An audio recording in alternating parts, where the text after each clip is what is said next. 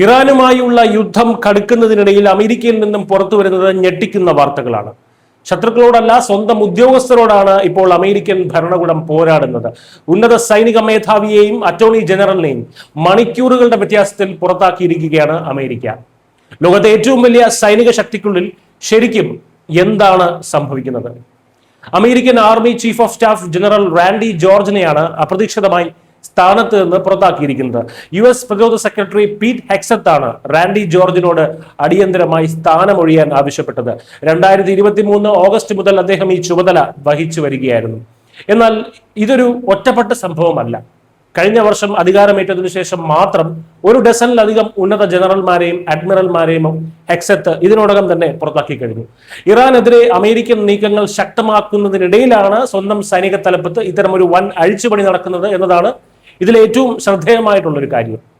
West point military അക്കാദമിയിൽ നിന്നും ബിരുദം നേടിയ ജനറൽ റാൻഡി ജോർജ് അമേരിക്കൻ സൈന്യത്തിലെ അതികായന്മാരിൽ ഒരാളായിരുന്നു. ഒന്നാം ഗൾഫ് യുദ്ധം, ഇറാഖ്, അഫ്ഗാനിസ്ഥാൻ യുദ്ധങ്ങൾ തുടങ്ങിയ അമേരിക്കയുടെ നിർണായക സൈനിക നടപടികളെല്ലാം തന്നെ അദ്ദേഹം മുൻപന്തിയിലുണ്ടായിരുന്നു. ജോ ബൈഡൻ ഭരണകാലത്ത് 2021 മുതൽ 2022 വരെ മുൻ പ്രതിരോധ സെക്രട്ടറി ലോയിഡ് ഓസ്റ്റിന്റെ ഉന്നത സൈനിക സഹായിയായും അദ്ദേഹം സേവനമനുഷ്ഠിച്ചിട്ടുണ്ട്. ഈ മികച്ച പശ്ചാത്തലമാണ് അദ്ദേഹത്തെ സൈന്യത്തിലെ ഏറ്റവും ഉയർന്ന പദവികളിൽ ഒന്നിലേക്ക് എത്തിച്ചത്. സൈനിക തലപ്പത്ത് മാത്രമല്ല അമേരിക്കയിൽ കലഹം നടക്കുന്നത്. President Donald Trump attorney general Pam ബോണ്ടിയെയും കഴിഞ്ഞ ദിവസം പുറത്താക്കിയിരുന്നു. അവരുടെ പ്രവർത്തനങ്ങളിലെ കടുത്ത അതൃപ്തിയാണ് ഈ നടപടിക്ക് കാരണമെന്നാണ് ട്രംപ് പറയുന്നത്.